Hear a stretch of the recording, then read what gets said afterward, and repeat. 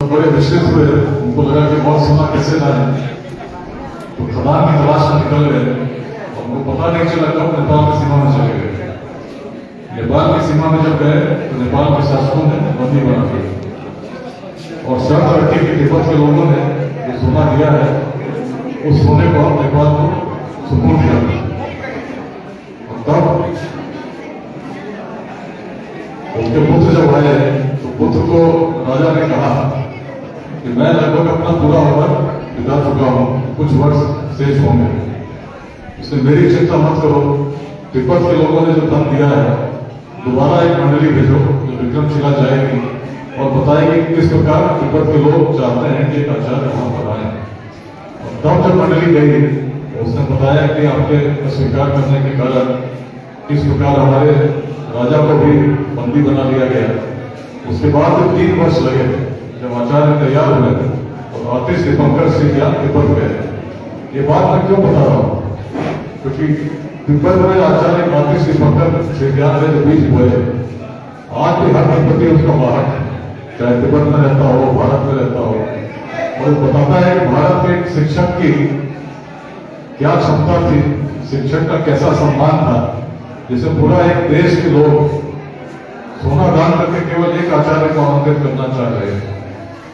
तो मतलब है कि यदि हम श्रेष्ठता की ओर जाते हैं, यदि ऐसे शिक्षण संस्थान को स्थापित कर देते हैं, तो जिस काल में रोड नहीं थे, टेक्नोलॉजी भी वैसी नहीं थी, तब भी लोग हिमालय पार करके आपके पास पहुंचते हैं। और आज यदि हम देखें कि बिहार से बहुत बड़ी संख्या में लोग पढ़ने बाहर जाते हैं, उस बिहार से जिसमें कभी इतने लोग बाहर से आते थे। अभी हम लोग संबोधित कर रहे थे, उसमें विक्रमशिला विश्वविद्यालय में तो माइक होगा नहीं, लेकिन माइक भी है तो चाइनीज है, लंबे हैं, समस्या हो जाती है, उसको ऑडियो भी ऐसा दिक्कत होता है। हम लोग क्या थे और कहाँ आ गए, और सोचने का विषय है कि क्यों थे तब, अब क्या स्थिति है और युवाओं की क्या भूमिका हो सकती है। उस काल में जब ऑक्सफोर्ड और कैम्ब्रिज की कल्पना नहीं हुई थी, बिहार में नालंदा और विक्रमशिला स्थापित थी। उस अखंड भारत के साम्राज्य का निर्माण हम लोगों ने किया और इस लेट्स इंस्पायर बिहार पूरे अभियान का संदेश है यही, तब यदि ऐसा कर सके उसका कारण हमारी सोच थी, हमारी दृष्टि थी। और दृष्टि की मूल भावना को यदि देखें, उसकी उत्पत्ति को देखें, तो सबसे पहले हमारा ध्यान जाता है वेदांत की ओर, जिसकी भूमि मिथिला भूमि रही, जिसकी सोच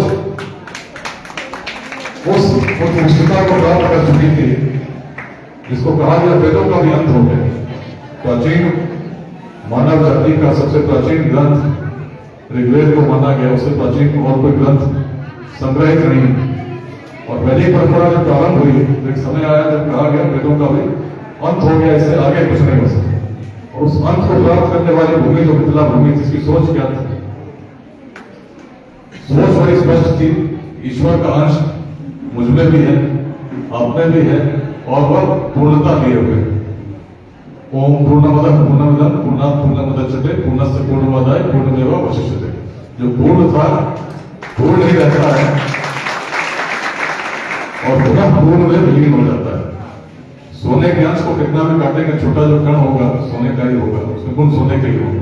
ईश्वर का अंश है, किसी धर्म को मानते हो, हिंदू हो, मुस्लिम हो, ईसाई हो, हम सभी इस बात को मानते हैं कि सबकी रचना एक ईश्वर ने की और उन्हीं के अंश अपने विद्यमान है। और इस रूप में भी हम देखें कि छोटा सा अंश भी यदि ईश्वर का आपके अंदर विद्यमान है, तो ईश्वर की क्षमता क्या होगी, गुण क्या है ईश्वर का, असीम क्षमता के स्वामी है।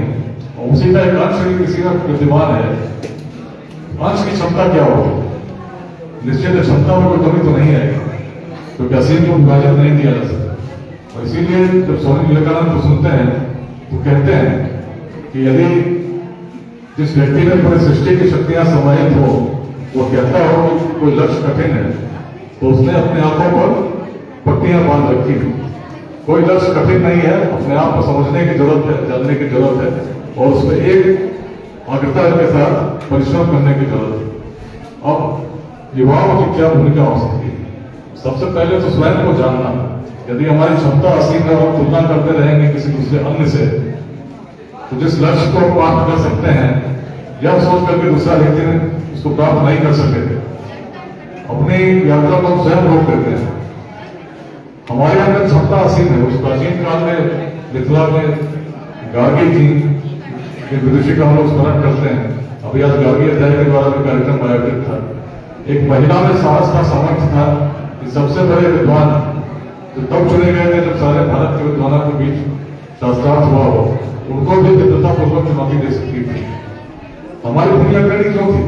क्योंकि हमारे पूर्वज जब सोचते थे उनकी सोच की दृष्टि अलग थी।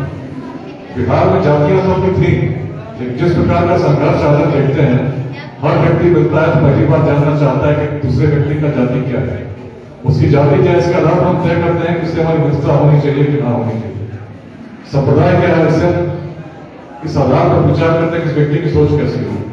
लेकिन उस प्राचीन बिहार में जातियां थी, लेकिन अगर ऐसा जातिवाद होता तो वैशाली का उदय तो कभी होता ही नहीं, जिसमें 7,707 राजा चुने जाते थे बिना किसी जाति के आधार पर। मगध में नंदवंश का उदय होता ही नहीं, जिसमें सबसे निम्न वर्ग के व्यक्ति शासक बन सके। ऐसा रहा होता तो आचार्य चाणक्य भी चंद्रगुप्त की जाति पूछते और सोचते कि इस जाति का शासक करना चाहिए कि नहीं। लेकिन बिहार की सोच इससे बहुत अग्रणी थी, इसीलिए हम वैशाली को स्थापित कर सके, विश्वविद्यालय स्थापित कर सके। उस सोच का आधार और वेदांत की दृष्टि थी जिसमें भेद नहीं था, महिला और पुरुष में उस प्रकार का भेद नहीं था, सब ईश्वर का अंश मानते हुए तभी गार्गी में साहस आया कि हम सबसे बड़े विद्वान को भी चुनौती दे सकते हैं। और आज यदि हम देखते हैं बिहार कि हमारे युवा आपस में संगठित नहीं है, उनकी दिशा जिस रूप में होनी चाहिए उस रूप में नहीं है। उदाहरण, चुनाव एक अच्छा उदाहरण है इसको समझने का। चुनाव होता है, सोशल मीडिया आजकल प्रखर माध्यम है व्यक्त करने का। हम लोग क्या किस प्रकार के पोस्ट देखते हैं। अभी कल परसों में कुछ चल रहा था, किसी जाति के बारे में टिप्पणी की गई, कुछ और कहा गया। इन बातों पर विवाद हमारे युवा करते रहते हैं और उसमें सब बड़े गौरव के साथ घोषणा करते हैं। जब पार्टी टिकट देती है तो बताते हैं कितने लोग हमारी जाति के टिकट मिलना चाहिए, उस पर संग्राम भी होता है। कितने लोग हमारी जाति के चुने गए, इस विषय पर भी बहस होती है। लेकिन जिस प्रकार हम खंड खंड में बढ़कर ये सोचते रहेंगे, जब लोग अपने प्रतिनिधि को चुनते हैं उसमें भी आधार ये नहीं होता है कि प्रतिनिधि योग्य है कि नहीं, केवल आधार यही होता है कि हमारी जाति का है कि। इस आधार पर यदि बिहार चलेगा तो बिहार कैसे बढ़ेगा? आज युवाओं के सामने समस्या क्या है? बिहार की जनसंख्या है 14 करोड़। अब 14 करोड़ युवा कितने हैं? 30 साल से कम 9 करोड़। सबसे बड़ी युवा जनसंख्या को लेकर हम चल रहे हैं और बिहार को यदि विकसित बनाना है 2047 तक, तो आप सोचिए 47 के बिहार कैसा होना चाहिए। यदि कोई व्यक्ति शिक्षा के लिए, रोजगार के लिए, स्वास्थ्य के लिए 47 में, तब भी बिहार से बाहर जाना पड़े जिस प्रकार आज जाना पड़ता है, तो क्या बिहार को विकसित मान पाएंगे? विकसित बिहार का मतलब क्या होगा? कितने आय के स्रोत हो, इतने अवसर हो जिससे कि अपना रोजगार हम स्वयं बिहार में स्थापित कर सकें। उसके लिए सबसे महत्वपूर्ण क्या होगा? अगर अगले 2 दशकों में 9 करोड़ लोगों को उत्कृष्ट शिक्षा, उचित रोजगार बिहार में ही देना है, तो पहला तो यही होगा कि हम शिक्षित हों। शिक्षा का सम्मान, शिक्षक का सम्मान मैंने आपको बताया कैसे एक शिक्षक के लिए बिहार के पूरे तिब्बत में लोग सोना दान किया करते थे। क्या आज हम बदल गए हैं? हमारे पूर्वजों में क्षमता थी कि हमने आज कोई कमी हो गई? ईश्वर ने डीएनए तो वही दिया है जो तब विश्वविद्यालय की स्थापना कर सकते थे, वेदांत का दर्शन कर सकते थे, अखंड भारत का निर्माण कर सकते थे, जिसकी सीमा अफगानिस्तान के पार करती, वो भी तब कर सकते थे जब आज के जैसे साधन नहीं थे। और आज जब साधन है, माइक उपलब्ध है जिससे हम लोगों को जोड़ सकते हैं, सोशल मीडिया के माध्यम उपलब्ध है जिससे हम विचारों का प्रसार कर सकते हैं। लेकिन हम किस प्रकार के विचारों का प्रसार कर रहे हैं कि हमारी जाति को कितने सीट मिले। राजनीति किस ओर बढ़ रही है कि अगला चुनाव कैसे जीते हैं। जो लोग राजनीति में है और जो लोग राजनीति में आना चाहते हैं उनका एक ही ध्येय है, चुनाव कैसे जीतेंगे। उसमें क्या देखते हैं? समीकरण कि कौन सा कैंडिडेट जीत सकता है, योग्य है या नहीं, मायने नहीं रखता। लेकिन हम इतने बड़े मूर्ख हैं जो इस बात को नहीं समझते। और नहीं क्यों समझते? तो आम धारणा बन चुकी है ऐसा ही चलेगा। लेकिन बदलेगा कौन? कौन बदलेगा बिहार? कि अचानक कोई जादू की छड़ी लेके आएगा तो क्या बिहार बदल जाएगा? क्या अचानक पलायन हो जाएगा? अचानक पता चला कोई बड़ी फैक्ट्री आने लग गई मधुबनी में, सबको नौकरी देने लगे, ऐसा होगा क्या? यदि आपको लगता है ऐसा होगा तो ऐसा कभी नहीं होगा। प्रयास करना पड़ेगा, छोटे छोटे प्रयासों से ही, यदि उसमें निस्वार्थ भाव नहीं तो, एक मन में ध्येय नहीं तो, संकल्प नहीं तो, एक निश्चय के साथ आप बढ़ रहे हो, तो छोटे प्रयास से ही बड़ा आकार कब वह उसने प्रारंभ कर देता है पता नहीं चलता। और इसीलिए लेट्स इंस्पायर बिहार अभियान में जब युवाओं से बात करते थे, इसका प्रारंभ एक इसी प्रकार की सभा से हुई जो पटना में हम लोगों ने वर्ष 2021 के 12 जनवरी को किया था। पूरे बिहार के युवा थे। पहला प्रश्न, प्राचीन बिहार का स्मरण करते हो तो क्या भाव जगते हैं? तो हर व्यक्ति बड़े गौरव के साथ कहता कि ज्ञान की भूमि थी, शौर्य की भूमि थी, हमारे यहाँ मगध साम्राज्य था, उद्यमिता की भूमि थी, हमारे यहाँ चंपा स्थापित थी, जिसको विश्व का पहला नगर कहा गया। फिर पूछा वर्तमान को सोचते हो तो क्या कहते हो? तो वर्तमान को बड़ी समस्या है, भ्रष्टाचार है, बेरोजगारी है, बिहार एक पिछड़ा राज्य है, देखकर भाव बड़े नकारात्मक जगते हैं। भविष्य कैसा होगा? जब वर्तमान ऐसा है, भविष्य कैसा होगा? तब मैंने पूछा कितने लोग हैं इस कमरे में जिनको विश्वास है कि बिहार का भविष्य उज्जवल होगा। वीडियो मेरे यूट्यूब चैनल पर लाइव आज भी आप देख सकते हैं जाकर। पूरे सभागार में जिसमें 500 लोग बैठे थे, केवल 3 लोग 3 हाथ उठे जिन्होंने कहा कि बिहार निश्चित इसका भविष्य उज्जवल होगा। तो मैंने पूछा क्यों आपके मन में ऐसा विश्वास है कि बिहार का भविष्य उज्जवल होगा? तो तीनों का उत्तर एक ही था, क्योंकि हम बिहार के इतिहास को जानते हैं। जिस समय कुछ नहीं था तब तो अग्रणी थे, आज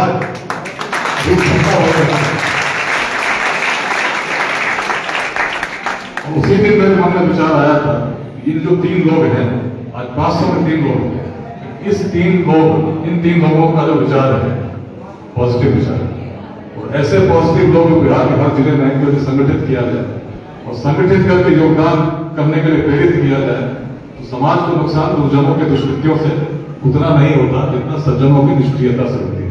और इसीलिए तब से 22 मार्च 2021 में इस अभियान का हम लोगों ने प्रारंभ किया। लगे एक आह्वान के साथ जोड़ने सभी लोगों को क्या पाकर बिहार के लिए कुछ योगदान कीजिए। उसी आह्वान के बाद मोहन झा जी बैठे हैं सामने, बड़ौदा गुजरात से आते हैं, इस अभियान में उद्यमिता को लीड कर रहे हैं समन्वयक के रूप में। उनके बगल में अनूप झा जी चंडीगढ़ से आए हैं। बिहार के ऐसे लोग विदेशों में हैं, भारत के महानगरों में हैं, आज इस अभियान के साथ लगभग 10,000 सफल उद्यमी या बड़े कॉर्पोरेट सेक्टर के लोग जुड़ चुके हैं। उनके मन में ध्येय क्या है कि हमारे जो युवा मधुबनी में है, सहरसा में है, बेगूसराय में है, उनको मार्गदर्शन है। और क्या मार्गदर्शन है? 9 करोड़ लोगों को यदि रोजगार चाहिए तो सरकारी नौकरी से हम नहीं दे सकते। सरकारी नौकरी से किसी भी राजनीतिक दल की सरकार बनेगी तो शायद 1% से कुछ अधिक लोगों को नौकरी दे सकते हैं। यदि बिहार में सब हर व्यक्ति को रोजगार देना है तो उद्यमिता की क्रांति आनी चाहिए, जिसमें हर व्यक्ति हर पंचायत में, विद्यालय में, महाविद्यालय में उसको स्वरोजगार की ओर प्रेरित कर सकें। और एक बार प्रेरित होकर उसने कोई स्टार्टअप लगाया, कोई व्यवसाय प्रारंभ किया तो उसको सफल करने के लिए उसका मार्गदर्शन कर सके। यदि कोई व्यक्ति प्रारंभ करते हैं, सफल होते हैं, निश्चित और अन्य व्यक्ति भी उस प्रकार से प्रेरित होंगे। यदि किसी व्यक्ति को धन संग्रह करने की इच्छा है तो एक बड़ा उद्यम की स्थापना से ही इस प्रकार की संभावना हो सकती है, सरकारी नौकरी से नहीं हो सकती। और बिहार तभी आगे बढ़ेगा जो इस प्रकार के छोटे उद्यमों के साथ धीरे धीरे बड़े उद्यमों की ओर बढ़ते हैं। यही है लेट्स इंस्पायर बिहार इस अभियान में आज हम लोग युवाओं को विशेष रूप से इसलिए प्रेरित कर रहे हैं, जोड़ रहे हैं, क्योंकि आज यदि आप नहीं जगे तो जो समस्या है, जिस प्रकार रोजगार स्थापित है, 9 करोड़ लोग हैं, अगले 2 दशकों में रोजगार चाहिए, आने वाले समय में और बड़ा विकास रूप ग्रहण करेगा यदि हम आज नहीं चलते। तो शिक्षित हर बिहारवासी बने, इसके लिए सामाजिक आह्वान जब किया गया तो महिलाएं भी जुड़ी, अनेक लोग निःशुल्क पाठशालाएं बिहार के अनेक केंद्रों पर महिलाओं के द्वारा गांधी पाठशालाएं खुली हैं। बिहार के 5 जिलों में आज निःशुल्क पाठशालाएं चलती हैं। ऐसे कोचिंग बनाए हैं गरीब बच्चों को, IIT और की तैयारी भी कराते हैं।